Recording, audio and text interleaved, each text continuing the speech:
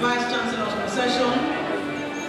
We have directors of academic programs, directors of institutes, deans, the dean of students, the dean of postgraduate studies, the provost College of Medical Sciences, deans of faculties,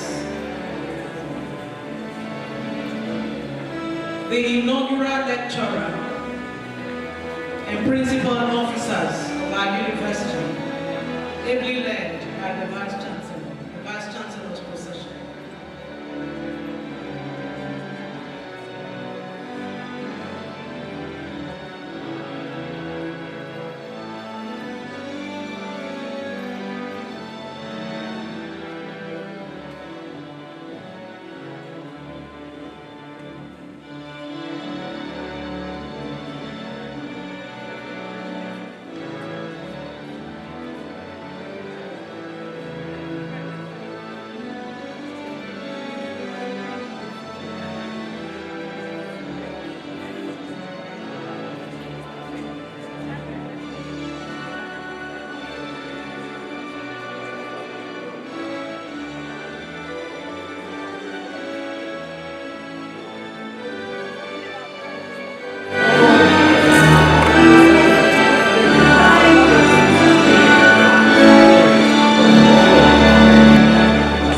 We shall take now the national anthem, first and second stanzas, and the Indian anthem.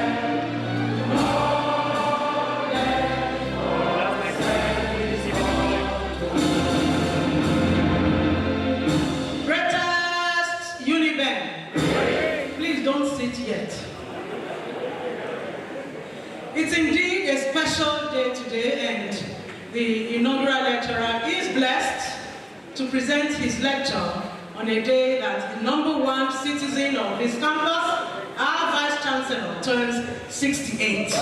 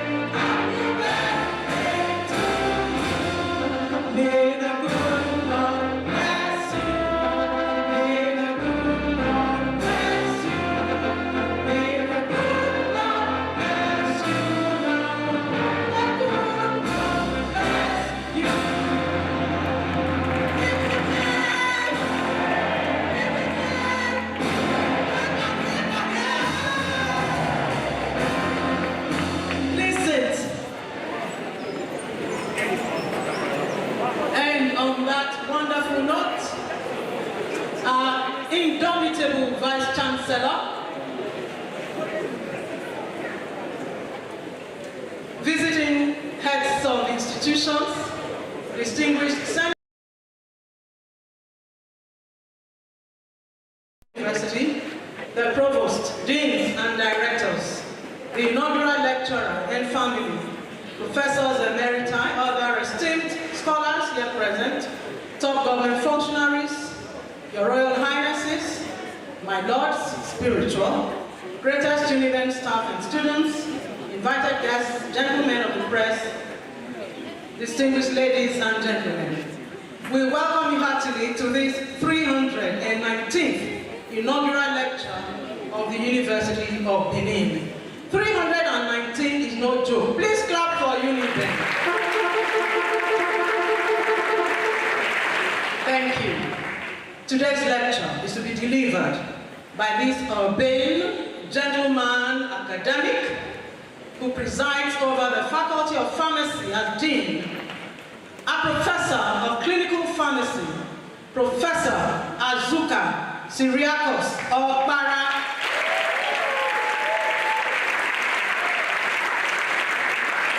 The topic of lecture is pharmaceutical care for the king. May I now invite the Registrar of the University, Mr. Ademola Bobola, to introduce the Vice Chancellor and the Vice Chancellor's procession. Mr. Registrar, please put your hands together.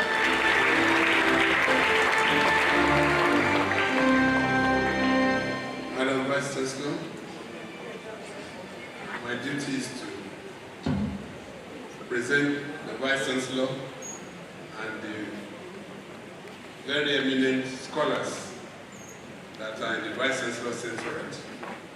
Kindly allow me to abide by the protocol as already well established by the university's PRO. All other courses duly extended. I think Madam Vice Chancellor needs any form of introduction. That's why I'm presenting her once again before she continue to preside over the affairs of this event today. But for the sake of protocol and then to put the record straight, I don't need to tell you when her birthday is, the date of her birthday. You all know it's 8th of August, and then 68 years ago. But she has grown over time to affect the society positively. The University of Benin being the first leg of that, and then the whole wide world.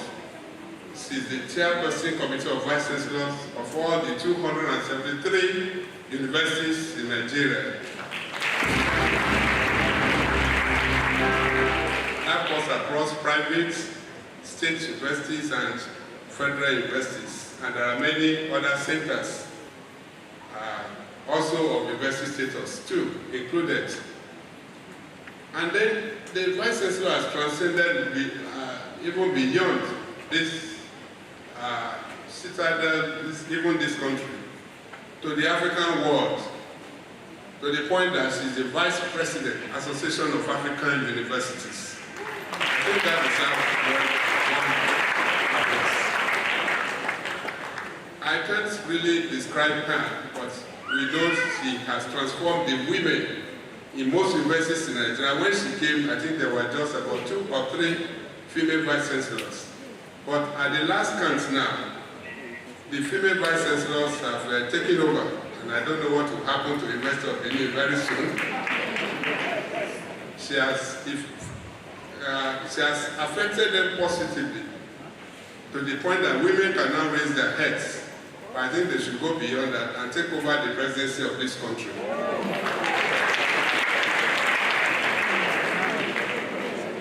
So when you need a candidate, after the next one, you know where to go to. Distinguished ladies and gentlemen, it is my singular honor to present to us today our #1 citizen of this campus, the mother of this land, University of Benin, Professor Lilian Matini Salami.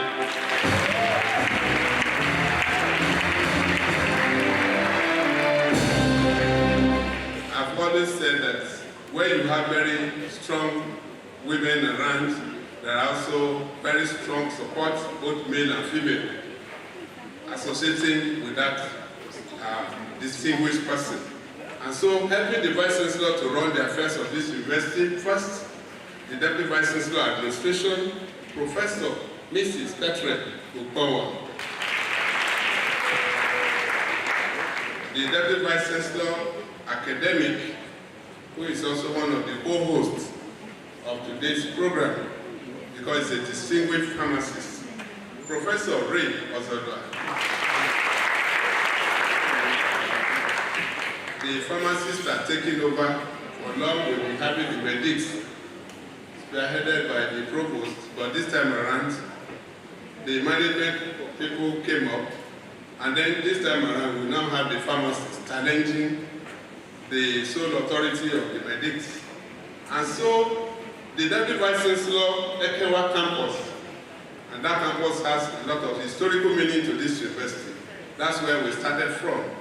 It's no longer Siberia, but the Little London in Benin here. The Deputy Vice Chancellor in charge of that campus, Professor William Ayinde. He's also a pharmacist. I mean, he's from the Faculty of Pharmacy too. He's a pharmacognosist. So, we have a lot of pharmacists in the house today.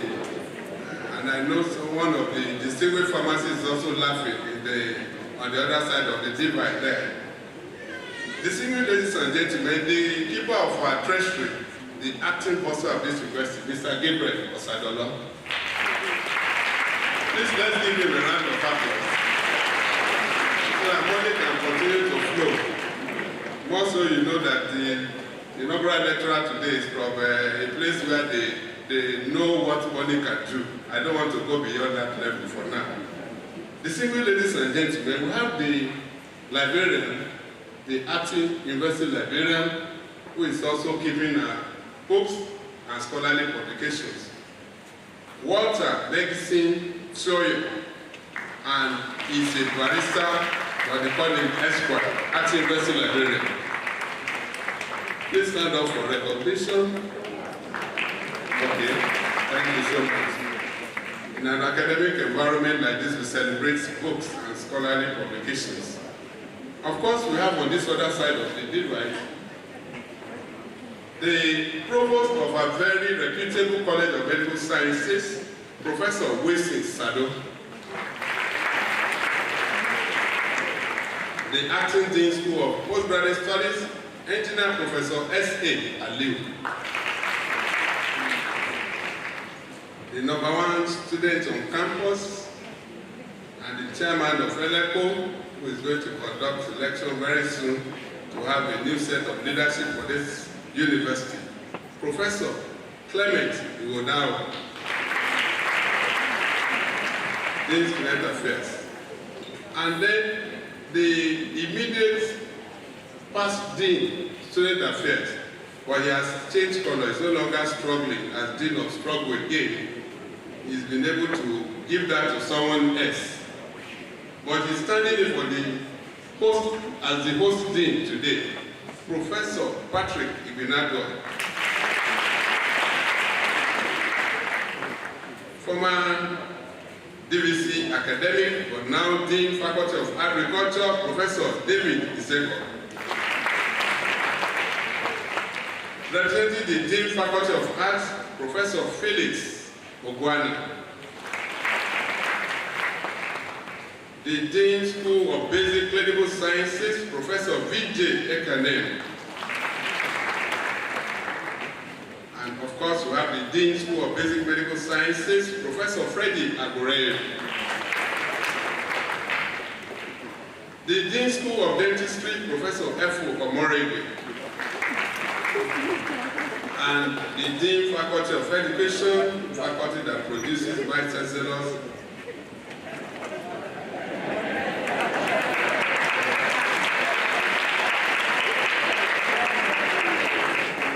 Any faculty that will produce the mold of the current Vice Chancellor, you know, is a very wonderful faculty. Professor Kingsley Amoribua, that's the Dean of the faculty.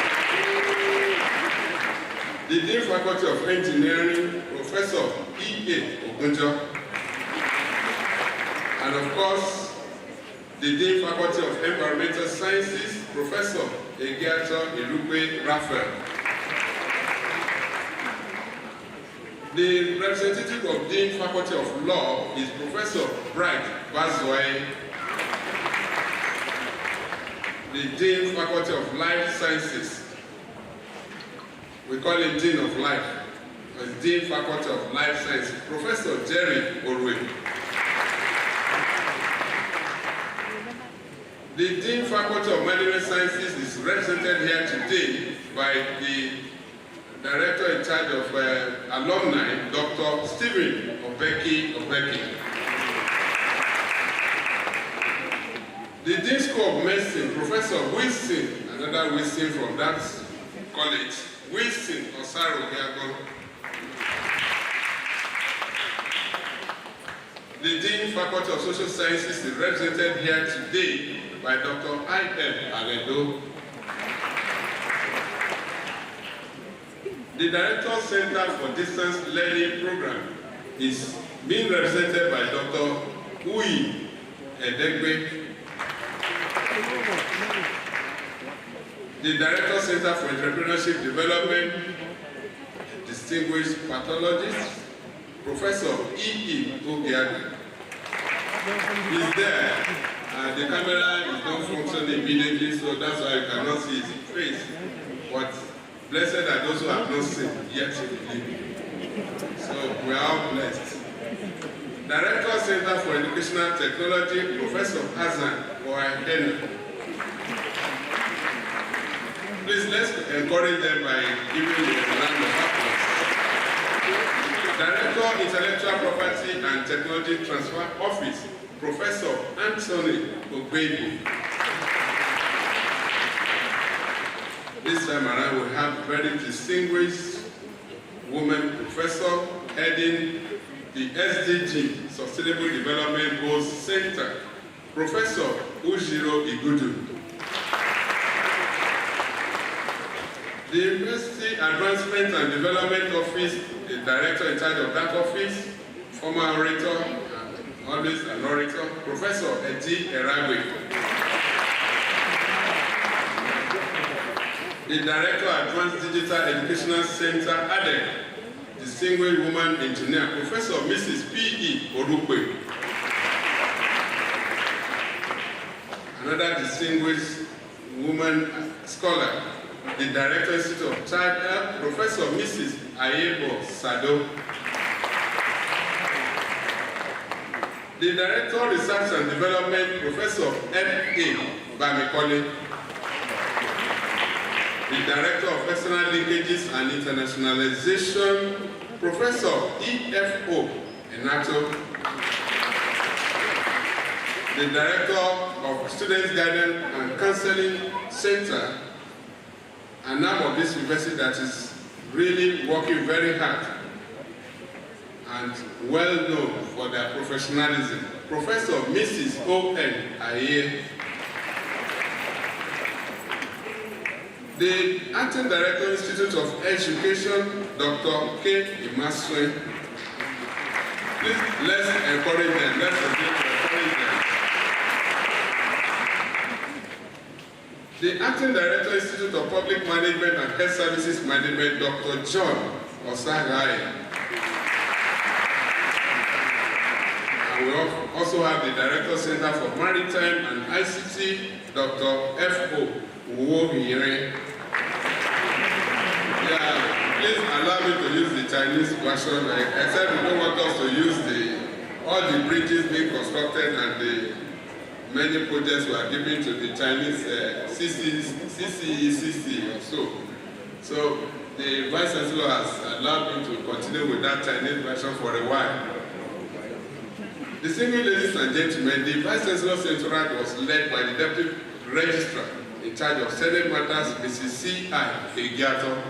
Give all of them a round of applause for that.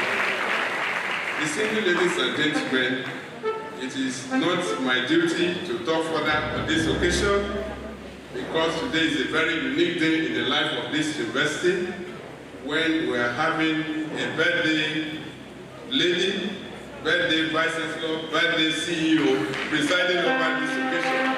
It is my singular honor to invite the Vice Chancellor to present her address. Madam Vice Chancellor.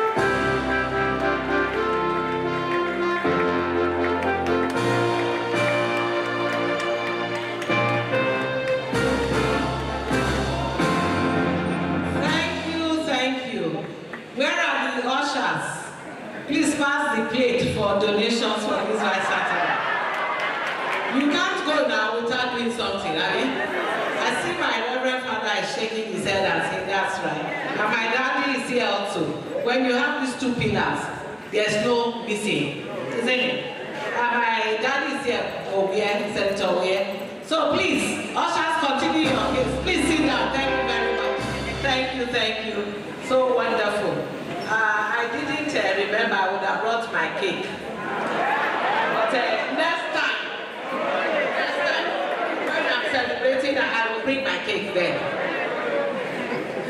Distinguished ladies and gentlemen, it is quite exciting to have you here today. It is with great delight I welcome you all to the 319th in the inaugural lecture series of this great University of Benin. Today's lecture is the 90th to be delivered in my tenure as the Vice Chancellor and the first in the Department of Clinical Pharmacy and Pharmacy Practice, and the 19th in the Faculty of Pharmacy.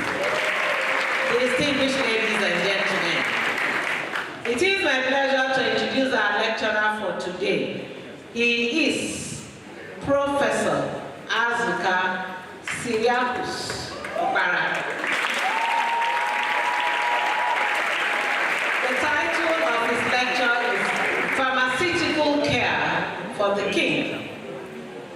Professor OPARAH was born on the 16th of October 1963 to the family of Mr. Highness and Mrs. Isabella OPARAH, both of blessed memory. That makes us fame because we are both big orphans. Okay. He attended Olako Community School from 1971 to 76 for the first school living certificate. He had his secondary school at Inaugural Secondary School, Mbise, in Imo State, where he obtained the West African School Certificate in Division 1 in 1981. He gained admission into the University of Nigeria, AZUKA, great lion. Who echoed that? I meant to say, great Uniben! And graduated with the Bachelor of Pharmacy degree in 1987. Professor OPARAH was an interim pharmacist in the Department of Pharmacology and Toxicology, University of Nigeria, AZUKA, from 1987 to 1988, after which he undertook the mandatory National Youth Service in the military hospital, Benin City, from 1988 to 99. Between 1990 and 97, he worked in the various pharmacies and pharmaceutical firms in Benin City. To broaden his knowledge, he obtained the following additional degrees from the University of Benin: Master of Business Administration, Master of Clinical Pharmacy, Master of Public Health, and Doctor of Philosophy in Clinical Pharmacy in 2007. Professor OPARAH joined the services of the University of Benin in 1997 as a lecturer in the Department of Clinical Pharmacy and Pharmacy Practice, and rose through the ranks to the full chair of a professor in 2012. He has held many administrative positions and served in several committees within and outside the university, such as acting head of the department between 2008 to 2009, Dean Faculty of Pharmacy 2023 till date, Vice Chairman for Pharmaceutical Society of Nigeria, Edo State Branch, Chairman, Joint Faculty Board of the West African Postgraduate College of Pharmacists, Secretary General, West African Postgraduate College of Pharmacists from 2009 to 13, Chairman, West African Health Organization, Expert Committee on Harmonization of Undergraduate and Postgraduate Pharmacy Curriculum in ECOWAS. Member, West African Medicines Regulatory Harmonization Team. Professor OPARAH also holds fellowship and belongs to some professional bodies and associations, such as Fellow, West African Postgraduate College of Pharmacists, Fellow, Pharmaceutical Society of Nigeria, Fellow, Institute of Management Consultants, Fellow, Nigerian Academy of Pharmacy. Professor OPARAH is a recipient of many awards, among which are Departmental Best Graduating Student Award, University of Nigeria, Best Presenter Award in European Conference in Pharmacy Education in Proto, Italy, International Fellowship Award, International Society for Pharmacoeconomics and Outcome Research, USA, Gold Mentors Award, Young Pharmacist Group of the Pharmaceutical Society of Nigeria. Professor OPARAH has mentored 10 PhDs and over 30 master's candidates.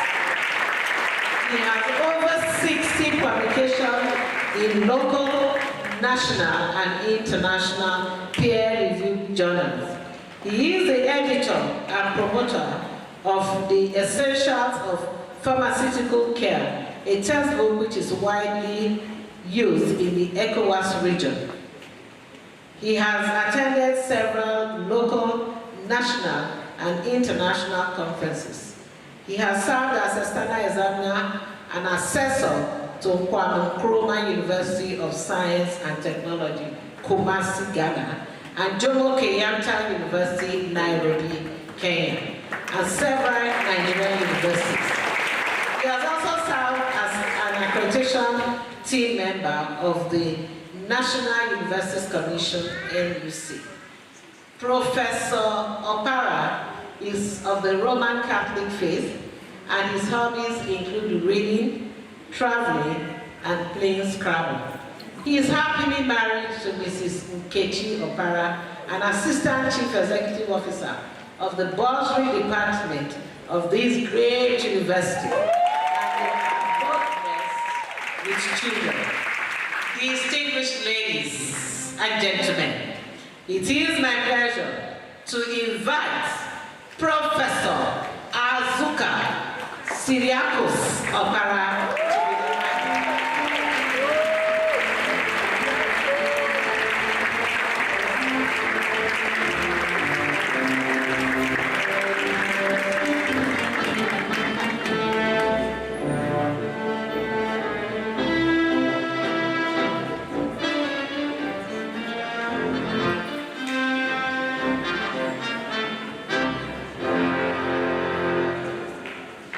Madam Vice Chancellor,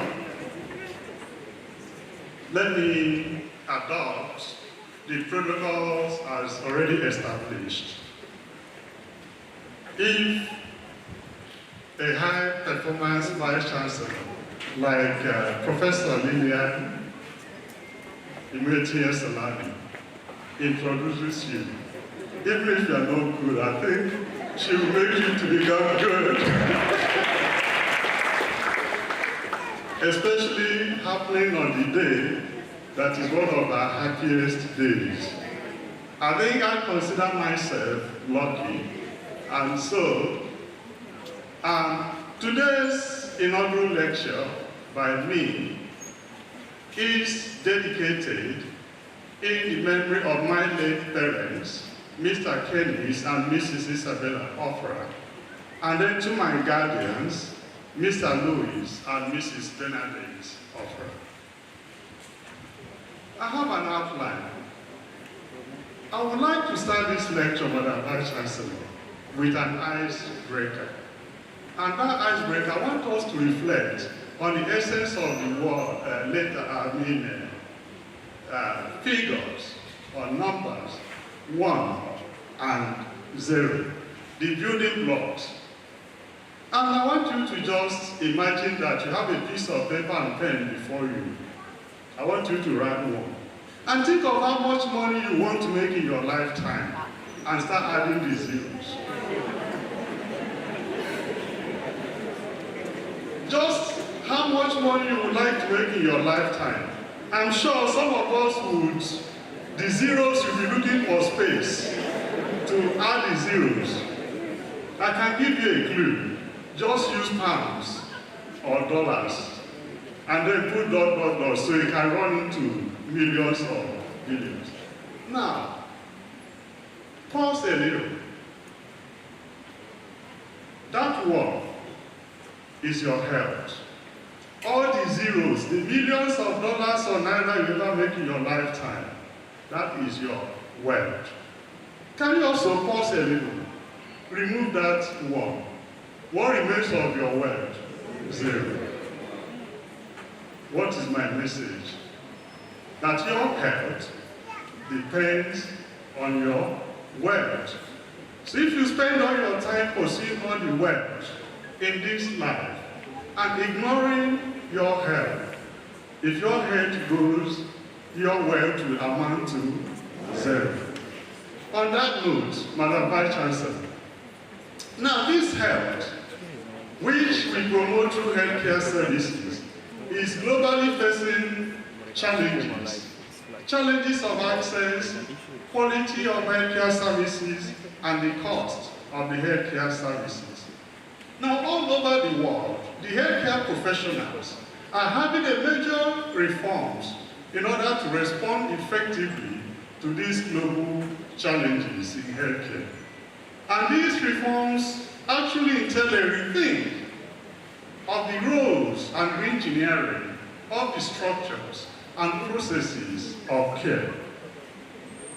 Now, pharmacy education and practice all over the world is also undergoing unprecedented changes as additional roles are being valued and recognized for the pharmacist. Now, the pharmacy profession, in response to the dynamic changes, it has adopted a disruptive innovation, having the pharmaceutical care philosophy as its aspiration, its professional mission, its mandate, and in fact, as a measure of quality of its contributions to the healthcare delivery system. Drugs which at some point we have used, because without drugs, life will become miserable. In fact, especially when we grow old, you discover that without drugs, old age will become short and miserable. Now, these products undergo stringent good manufacturing practices. Now, despite the avalanche of scientific evidence, we have a huge gap between the knowledge and responsible use of drugs. And this has resulted in what we call drug-related problems. Now, these drugs are very complex in terms of their technology, the way they are made. Also, they are complex in the way they are being applied. Madam Vice Chancellor, this is the 319th inaugural lecture series, the 19th in my faculty and the first in my department of clinical pharmacy and pharmacy practice. I titled it philosophically, Pharmaceutical Care for the King. Now, pharmaceutical care is a philosophy, is a way of thinking which eventually becomes the pharmacist's practice model. It is centered on the patient, who should be treated as a king in meeting their drug and health-related needs to improve or maintain their quality of life in a cost-effective manner. This king is you. This king is me. This king is the patient. And any of us can be a patient. This lecture will highlight the evolution of pharmacy from the time of biblical apothecary to the contemporary philosophy of pharmaceutical care. And then, of course, speak to some of my research contributions to the practice of pharmacy.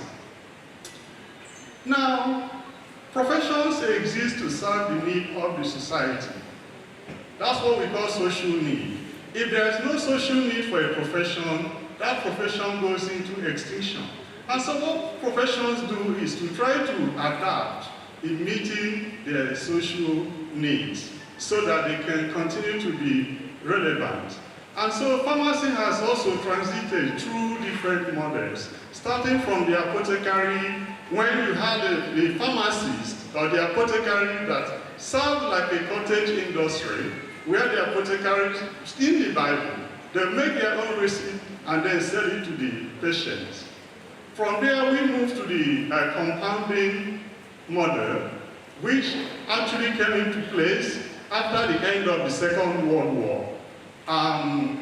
One of the effects of the Second World War was industrial revolution, where products were being made in bulk in the industries. And so the pharmaceuticals were also not, they were not spared. And so you had bulk production of pharmaceuticals. So that reduced the pharmacists as at then to reformulation of recipes. Then we moved to the distribution model. Something happened in the US in 1951, which affected pharmacy practice all over the world. And that was the 1951 Durham-Humphrey Amendment to the US 1938 Food, Drug, and Cosmetic Act. Now, the amendment to this act introduced what we today refer to as prescription-only medicines. Prior to that, you did not have prescription-only medicine. Then we moved to the clinical pharmacy era, where the pharmacists provided clinical functions. And then, of course, providing functions alone doesn't make one a professional. What actually makes you a true professional is taking responsibility for functions you either perform directly or functions that are performed under your supervision. If, for instance, you're driving a car and it gets stuck on the way, you try to figure it out, you fix it, and that car begins to move. Does that make you a mechanic? Does it make you an engineer? Or you may have played the role of a mechanic or the role of an engineer. And so what that means is that actually roles can overlap, but responsibilities do not overlap. Then we also move to the clinical pharmacy, then there to pharmaceutical care, which is patient-centered. Here, the pharmacist tries to meet patients' drug-related needs. Then we also have the total pharmacy care model as espoused by Holland and Nemo in 1999.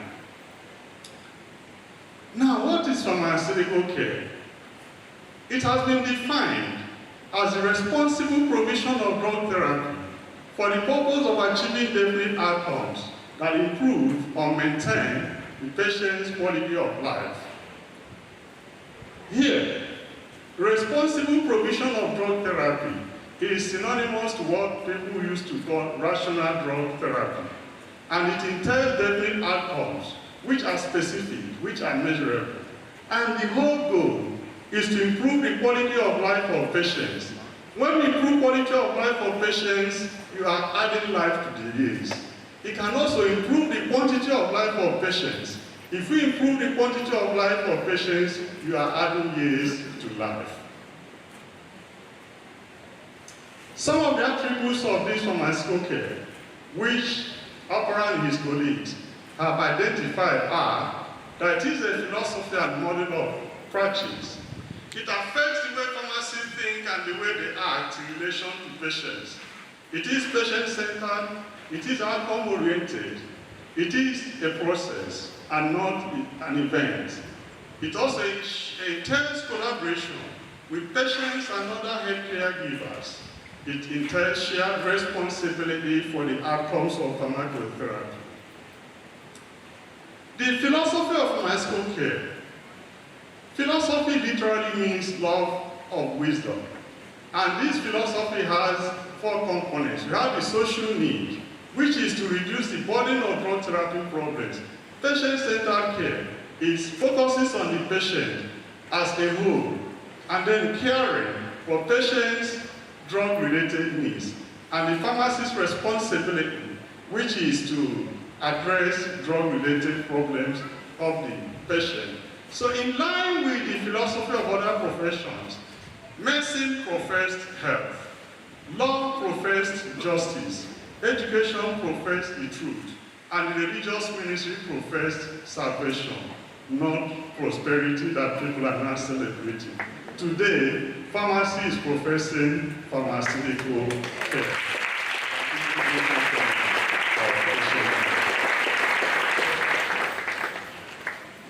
Pharmaceutical care is a quality tool, and quality is defined in terms of the values. Values to individuals and values to the society. Now, pharmaceutical care represents the highest quality of care that pharmacists seek to provide to patients. And in fact, Holland and Nemo, Apple and Strand, they have opined that pharmacists who fail to render pharmaceutical care to patients should be charged what they call quality tax. Quality tax is akin to pollution tax in the UK. In the UK, industries that pollute the environment are charged quality tax. And from this tax, the people in the society who are deprived of quality environment are compensated using this tax. And I wish Nigeria would start doing something like that so that people will become quality conscious. Now, when we look at quality, Donna Beden in 1966 has actually given us a model of looking at quality. We call it the SPO model. The structure, the process, and the outcome. And then these outcomes, we also have a model called the ECHO model. Economic, humanistic, and clinical outcomes. Now the most important of all these to the patient, the structure, the process, and the outcome. Patients are more interested in focusing on the outcome. And because outcomes of healthcare are variable, they vary from individual and institutional providers. Now, look at the structure, look at the process, and look at the outcome. If a patient, for instance, goes to a teaching hospital where you have professors rendering care, and the patient is not well, and this same patient goes to visit a native doctor who did not go to school, or even a prayer house, and hand is laid on the forehead of the patient, and the patient gets well. Between this individual who says a native doctor who did not go to school, and we working in the teaching hospital with all our degrees, which one would the patient prefer? Yeah, patients are looking at outcome. It doesn't matter what we claim as healthcare providers. It is the person that gives the patient the kind of effect that they expect. That is where the patients will run to. And that is why pharmaceutical care is focusing on outcomes of therapy. Now, one of those components of pharmaceutical care philosophy is the social need, which is to reduce the burden of drug therapy problems. Now, these drug therapy problems, when we take drugs, we have two effects, the beneficial effects and the problems, the negative and the positive effects. If we have negative outcomes, this can affect whether the patients will decide to use your medication or not. I tell you, my friend, the provost, you're here, and the dean of medicine, you're also here. Let me tell you, when a patient is in the hospital, they are like when someone is in the police station. Okay, you create a case file. the police station, they also create a case file for the patient. And that time when you are caging the patient, you are holding the patient on admission, what you call admission. Whatever you tell the patient to do, they will do it. And in fact, most times you are even the one administering the treatment to the patient. Now, the moment you discharge them, all those things, stories you tell them, when they get to say, well, that doctor spoke well, that pharmacist spoke well, but it is my life. You see, life is a personal responsibility. It is what the patients believe that they go and do. They just agree with you when they are in detention with you, because they don't want your trouble. When they get home, they begin to do what they actually believe. And the essence of that is this: we should not neglect patients' preferences. And we call those things humanistic outcomes. We should not, because they affect the clinical outcomes. Now, drug therapy problems are the heart and source of pharmaceutical care. If we did not have drug therapy problems, this philosophy I'm talking to you today would not have been necessary. And we have some classes of drug therapy problems, such as additional drug therapy, unnecessary drug therapy, wrong drug, dosage too high, or dosage too low, adverse drug reaction, drug interactions, and so on. Now, I know we normally teach our students about doses of drugs, but today the message has changed. It is patients that have doses. It is not drugs that have doses.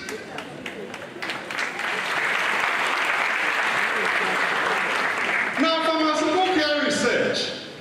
In the classical idea, science has three important characteristics: reductionism, repeatability, and refutation. The first important characteristic of science is reductionism. Within this line of thought, all scientific problems are reduced to physics. The reductionist idea would see an explanation of pharmaceutical care research in terms of social pharmacy, of social pharmacy in terms of social science, of social science in terms of psychology in terms of biology in terms of chemistry, and of chemistry in terms of physics, the most basic of all the sciences. Check plan 1993. Pharmaceutical care combines social science and pharmaceutical science. It provides evidence for professional advancement. It also employs what we call triangulation in research. Triangulation of data collection methodology, triangulation of data analysis, and then even triangulation of the researchers. All these are combined when we are doing pharmaceutical care research. Let me take you through some of the things we did. We set out actually to introduce this model of pharmacy practice called pharmaceutical care to the Nigerian practice setting. And from the literature, we saw that if you want to introduce a novel service, one of the key factors that determine whether the professionals will be so important. In fact, from what I now know, Madam Vice Chancellor, attitude is spiritual. So we tried to look at the attitude of Nigerian pharmacists towards this philosophy of pharmaceutical care. We carried out a national survey of 1,500 pharmacists in diverse settings using a 25-item validated instrument. We employed Chromback Alpha to test internal consistency and varimax rotation with case normalization for principal component analysis. And then differential statistics was done at 95% degree confidence interval. Now, what were the outcomes? We saw positive attitudes of pharmacists, not differentiated into their practice setting, whether they are in the hospital or in the community or academia and so on.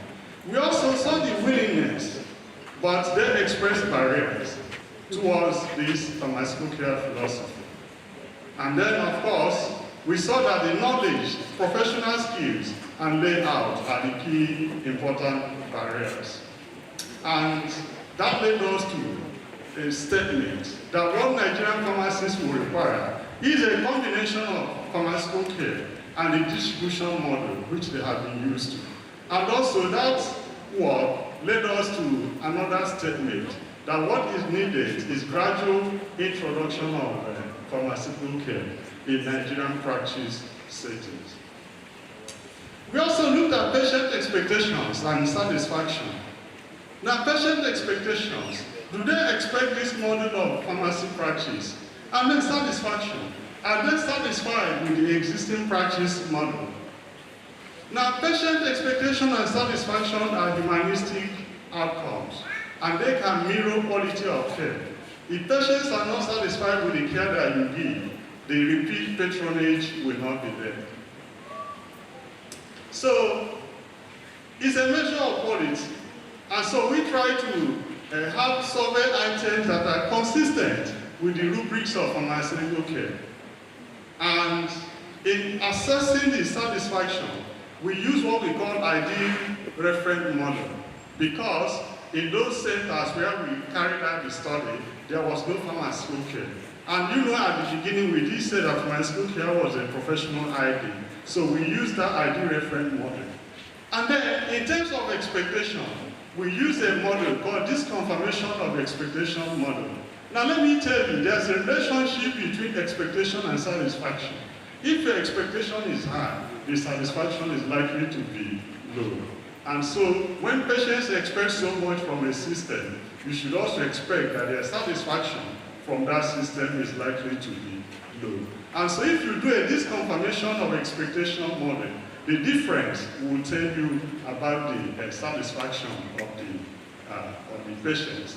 So in this study that was carried out at the teaching hospital here, we used a consecutive sample of 500 outpatients who came to the pharmacy to refill their prescriptions. And we saw that the patients had high expectations of pharmaceutical care rubrics, and it also derived two components of pharmaceutical care using the reductionist approach. And what are these two subgroups? Pharmacotherapy management and communication with physicians. And the principal component analysis of satisfaction yielded managing therapy and also communication. And the two results were actually consistent.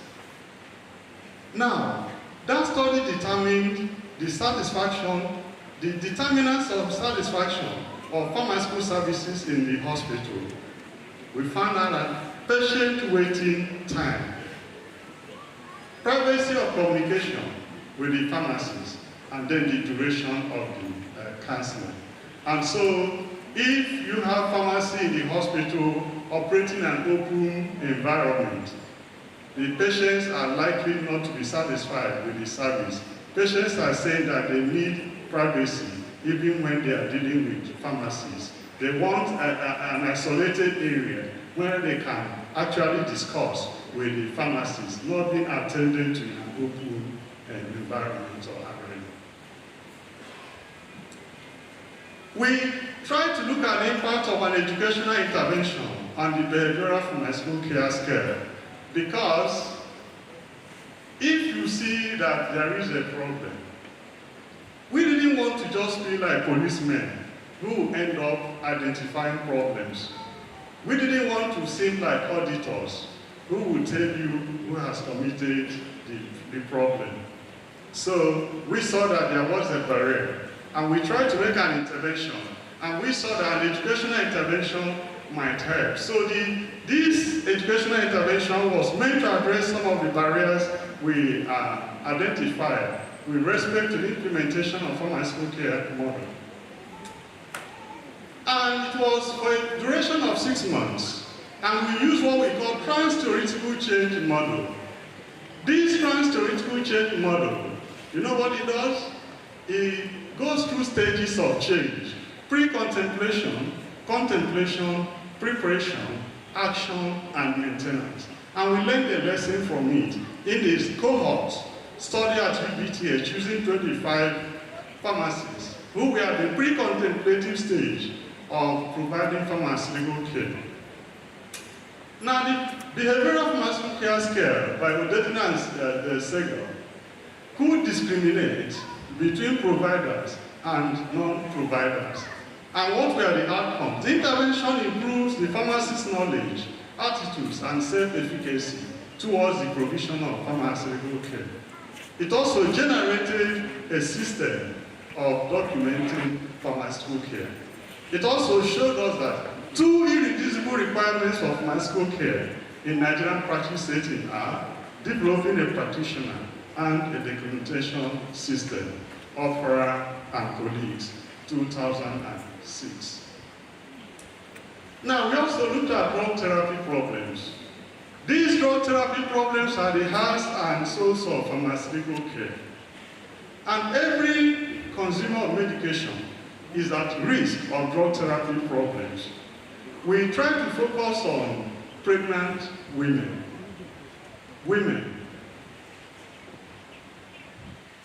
A friend of mine, a relation who is an artist, had a song some years back. He said, honor women. If you don't honor women, you're in trouble. I tell you. You see, women have a unique place in nature. If, for those of us who understand little biology, after fertilization of the egg by the spermatozoa, you have a mass of differentiating cells. At what point does this mass of differentiating cells become human being? It becomes a human being during the process called incarnation. And that is when a spirit, a human spirit, enters into this mass of differentiating cells. And you know what?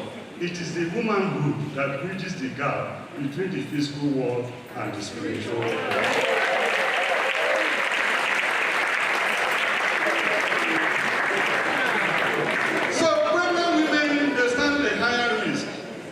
Physiological state and unintended exposure to the fetus. And of course, it is usually unrealistic. It may be dangerous to say you're avoiding use of drugs in pregnancy. So we try to look at FDA risk classification system. Okay, we use it on a cohort of 1,200 antenatal clinic attendees in Benin. Some of them were their first pregnancy, 35% of them, those in their second pregnancy, 21.7%, and those that had more than 2 pregnancies, 41.6% of them. And so using this FDA classification, we had categories A, B, C, D, X. Category A, here you have adequate clinical studies, have shown no risk to the fetus in any trimester. The medications involve folic acid, vitamin C, vitamin B complex. Then category B, animal studies have not shown adverse effect on the fetus. And there are inadequate clinical studies. What are the agents we saw? Paracetamol, amoxicillin, clofazimine, metronidazole, erythromycin, and cotrimoxazole. Then the category C, where animal studies have shown adverse effects, no clinical studies, and they may be useful during pregnancy, despite the potential risks. The medications we found were codeine, salbutamol, and methyl-dopa. Then the category B, there is evidence of risk of human fetus, but potential benefits may be acceptable despite potential risks. The medications we found were benzodiazepine, quinine, and aspirin.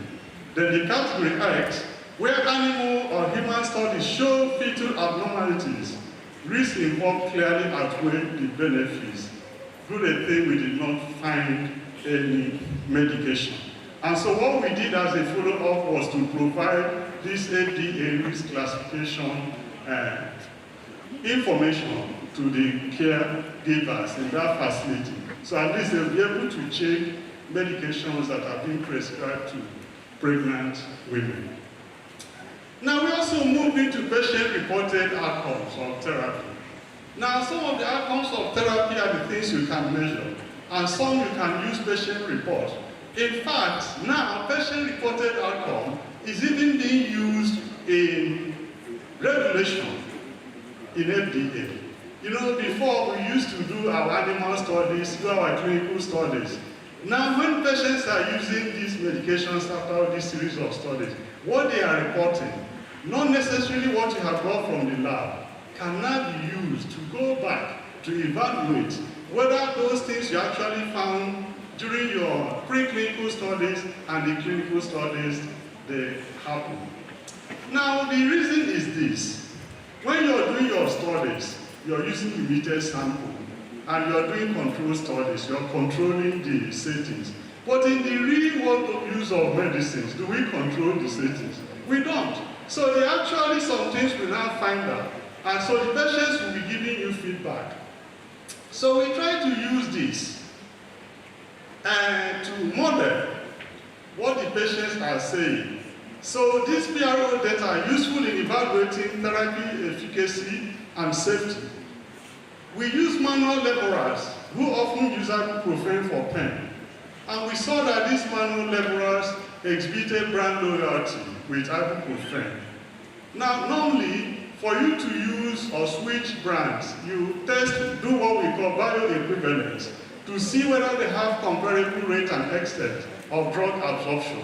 Now, in the absence of this, could we really do something to really know whether there is inequivalence between these two brands? So we went with this type of simulation work using 85 manual laborers who made criteria, and they were randomly assigned into either brand A or brand B. And these two brands were previously confirmed with pharmaceutical equivalent in the laboratory. And pain data or pain alleviation, we gathered it pre and post test and compared. So we use standard instruments, short form McGill pain questionnaire, visual analog scale, present pain intensity scale, and clinical global impression of improvement scale. In all this, nothing. So in all this, we saw that there was consistency in terms of the indices evaluated. Present pain intensity, we see significant difference. Visual analog scale, we also saw significant difference. And the short form McGill pain questionnaire, we saw a significant difference. And so this led us in concluding that this model has been able to prove that the two brands are actually not bioequivalent. Okay, but in truth, now reflect on this study.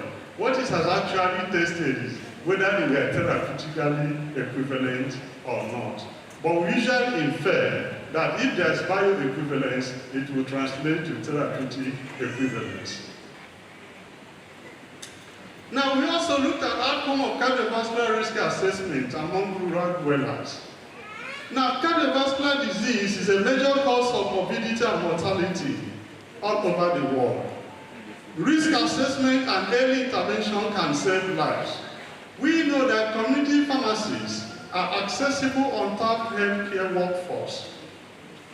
We assess cardiovascular risk in 450 adult rural dwellers in a community in Delta State, using WHO International Society of Hypertension specific charts.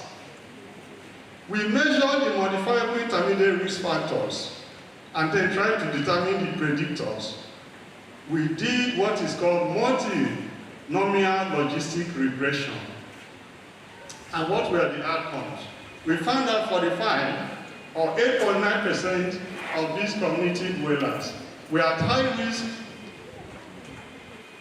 and they needed immediate referral. Now, when they are talking about risk of patients, if you can save one life, it matters a lot. And these people could have had imminent crisis. Then we also saw or determined that systolic blood pressure and random blood glucose were the highest predictors of fatal and non-fatal cardiovascular events.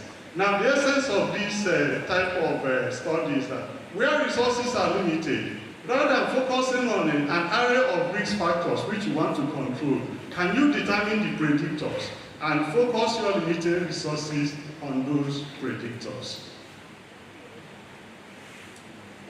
We also looked at pharmaceutical care intervention to hypertensive patients in the community pharmacy. Now, the justification for this kind of study was that the burden of hypertension is high. And I can tell you, my brothers and sisters, that hypertension does not receive the attention it deserves. A cardiovascular disease, that is hypertension, is also a risk factor to hypertension itself, to diabetes, to kidney failure, heart failure, and heart attack. Now, in this study, it was a controlled study which demonstrated the value of pharmaceutical care in the community pharmacy. We performed a non-randomized single-site study using 42 community dwellers with hypertension. An intervention focused on education, counseling, monitoring, and reinforcement for a period of 6 months. So what did we see? Now, there is a consistent association between hypertension and age. Now, I want you to also get something today. Most times if I ask you what is your age, you just subtract this year, when we are born from this year. That is your age, isn't it? Now, we call that chronological age. Chronological age is mere numbers. But the major determinant is your biological age. Somebody may be 40 years, but the organs have done the work of a 70-year-old person. And so when that man died at 40, you say he died young. Who told you? This is a 70-year-old person, but to you is appearing as what? 40 years. So this concept of age, please know that it is misleading. Now, there is a consistent association between age and development of hypertension. JNC7 report told us that at the age of 55, those who are normotensive have a 90% lifetime risk of developing hypertension. You know what this means? That if we live long enough, everybody is capable of developing hypertension. The only lucky ones are those that die young. And so, the notion that there's no hypertension in my family is wrong. It's in every family. At what age have the people who died in the family, at what age did they die? If people have been dying early, they may escape hypertension, and that is the law. So you can develop hypertension at the age of 30, it can be at the age of 40, it can be at 50, it can be at 60, even 70, 80, even 90. So what does that tell us? We have to continue to watch. Don't assume that it is not your family or that you do not have it.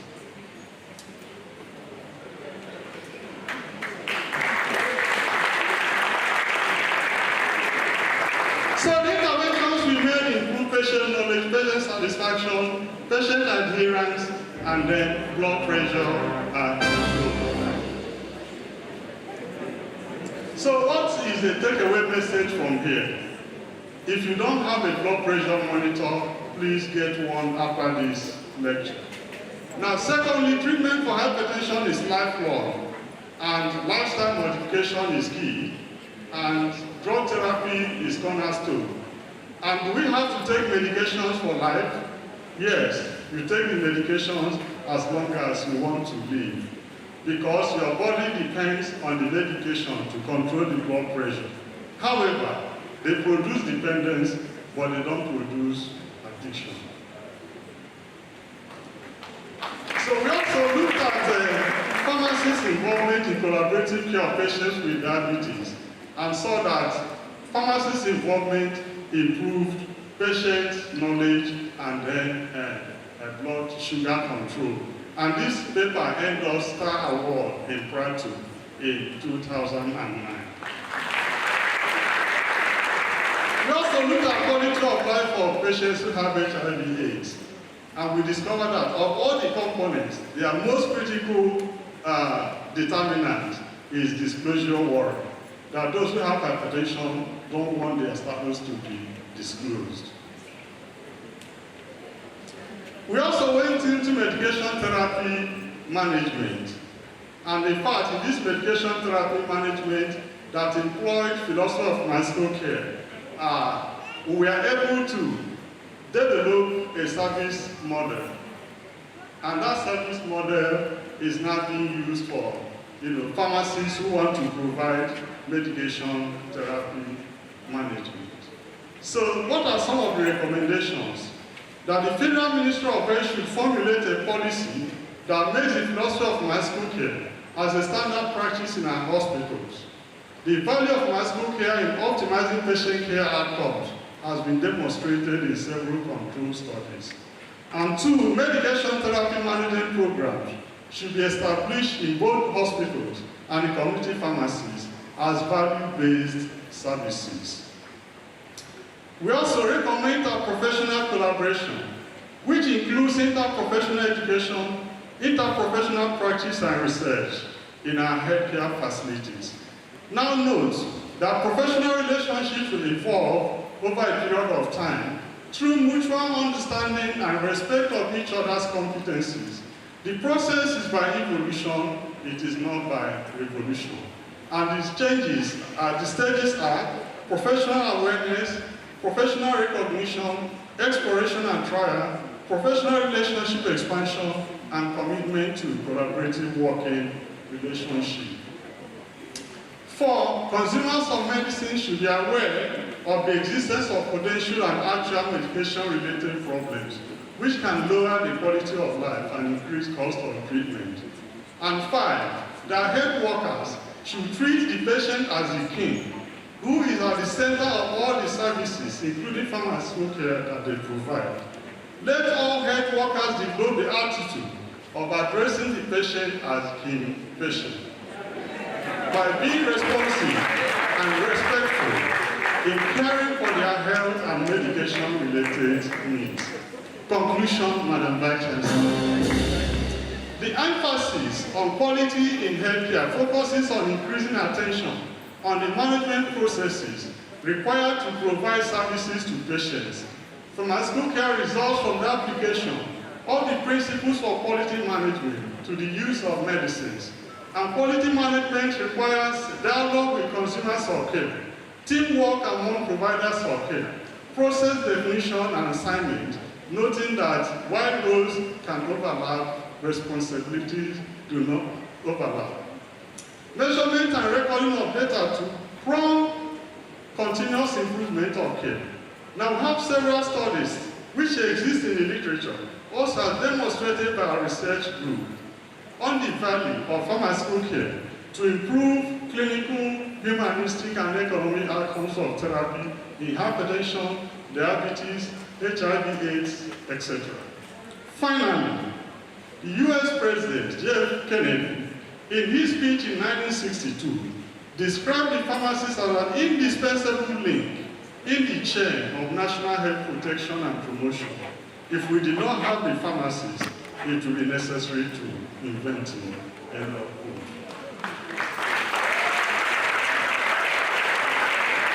The society needs the pharmacists to provide pharmaceutical care in order to improve or maintain the quality of life of key patients.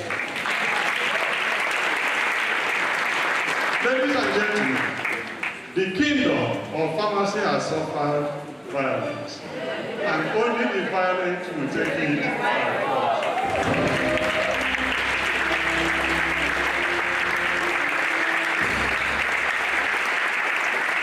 Pharmaceutical care is that force.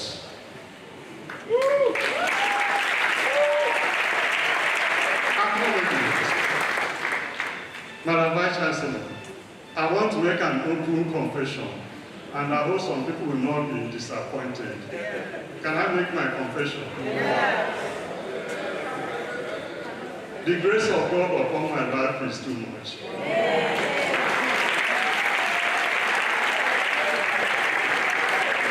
So we thank God. I also have to thank Madam Vice Chancellor for granting me this opportunity, especially on her birthday. Thank you, Madam Vice Chancellor. I'm also grateful to other principal officers Incidentally, the two DVCs, DVC Account, DVC Ekema Campus, they are my staff at the Faculty of Pharmacy.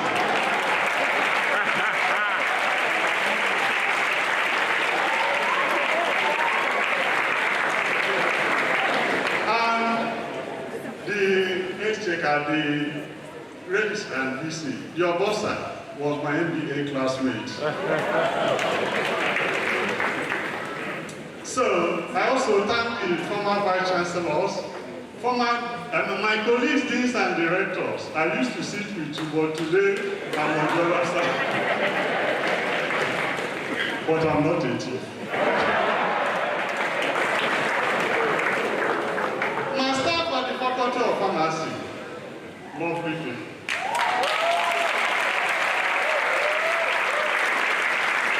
My PhD supervisor of the blessed memory, Professor Diego Eferakia, may his soul rest in peace. I've also had other mentors. The person or two people that brought me to the field of clinical pharmacy, it started with Professor Inaugural at the University of Nigeria, AZUKA. And then when I came to Benin for my youth service, God put me in the hands of a father, in the person of Dr. Ebade Aribe Osu.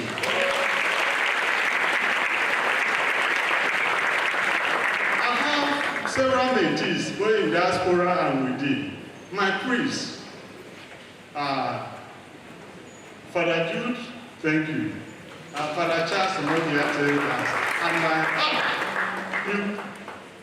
only you are careful. Thank you, my priest, for coming. And my community has sent Albert. I'm very thankful to them. Then the president of the Pharmaceutical Society of Nigeria, who I thought all has to be here today, Professor CYRIACUS. Fellows and students of West African postgraduate school, pharmacy, is this college that actually exposed me to the world. They made me to carry the message of my school here to the whole of ECOWAS region. And the college sent a representative from ECOWAS to this inaugural lecture in the person of Dr. Fadi. My pharmacy students, the Pansers,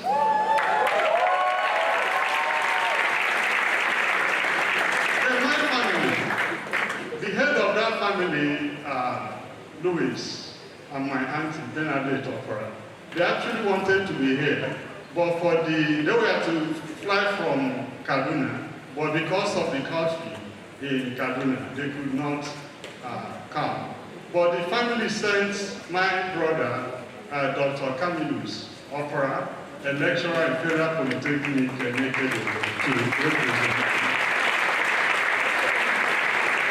And then, the biggest one. I read that there are two classes of people who are married. Some, when they marry, they become complete. Some, when they marry, they are completely finished. Madam Vice Chancellor, I'm one of those lucky ones that married and became complete.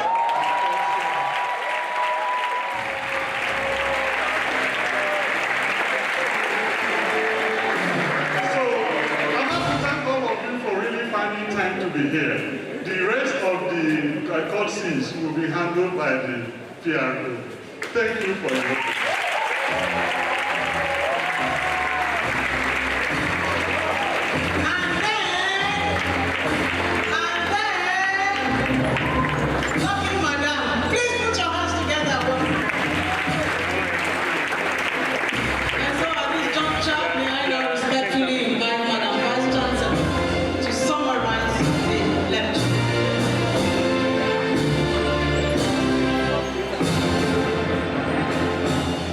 Distinguished ladies and gentlemen, what can I say about this lecture?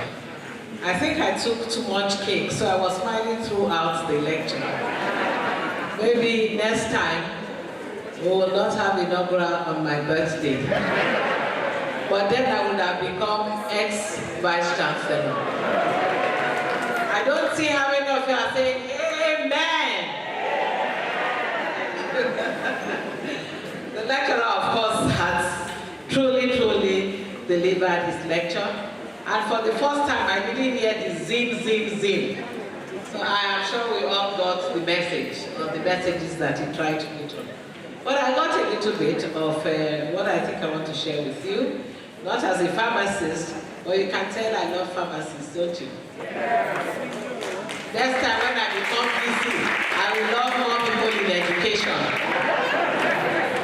He actually said that your health depends, your wealth depends on your health. What does that tell us? That all the running around at the end of the day, the Almighty grant us good health. He also said without drug, life can become miserable. But those of us in nutrition actually said food should be your drug and not drug. So we are looking at different divides now. Maybe the provost will be the one to mediate between nutritionists and pharmacists. Drugs are not only complex in how they are made, but also in their usage. The lecturer traced the evolution of the profession pharmacy, that pharmacy is professing pharmaceutical care without undermining quality, and patients focused on outcome, preferences as well as privacy.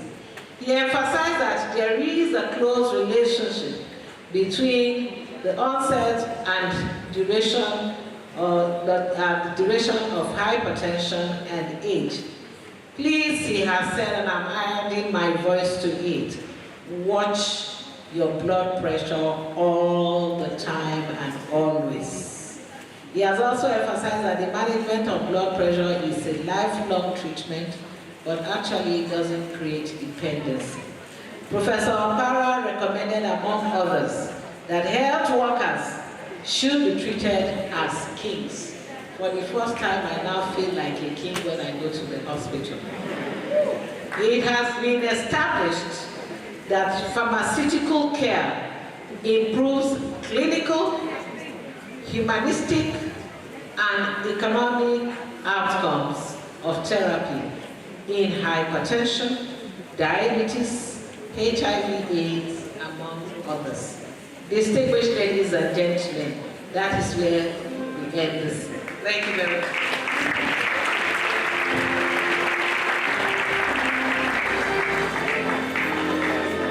Thank you, birthday girl, Madam Vice Chancellor, for the wonderful recap. And so, the Vice Chancellor decorates the lecturer.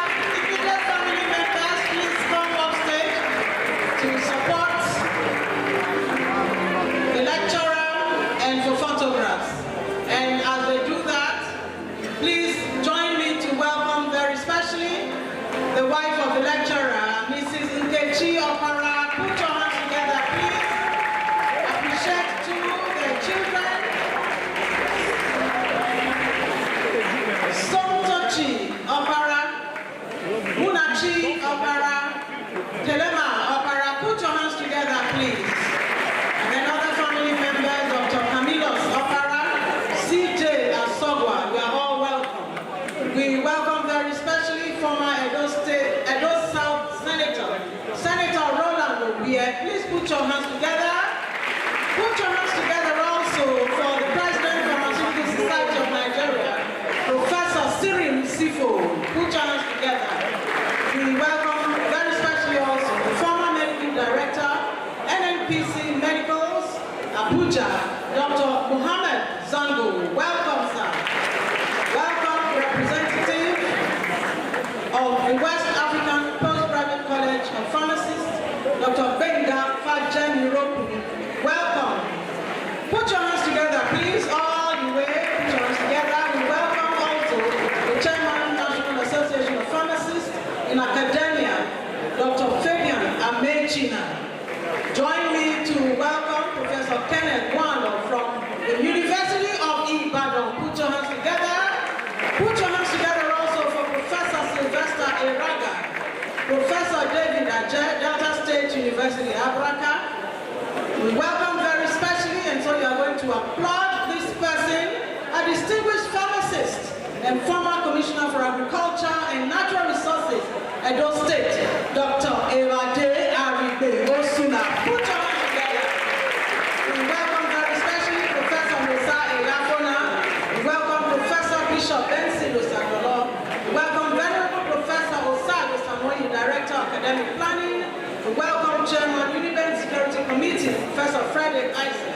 We welcome Professor Emmanuel Ogre. Welcome, sir. We welcome his wife, also, and UAB Chair, Professor Mrs. Eki Ogre. We welcome Professor Andrew Ugu. Welcome, sir. We welcome Professor Tabs Abere. We welcome Professor Stephen Oko. We welcome Professor Jennifer Ebebe. Join me to welcome the parish priest of St. Paul's Catholic Church, Reverend Father Dr. Charles Omogiate. Welcome, sir.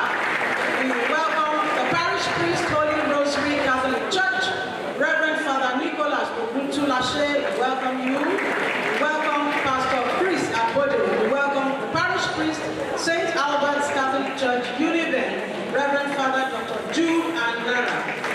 Distinguished ladies and gentlemen, with the kind permission of Madam Vice Chancellor, we should end the 319th inaugural lecture delivered by the very opulent Professor AZUKA, OPARAH. Please put your hands together. And so now we take the Union anthem, standing, followed by the national anthem, third stanza.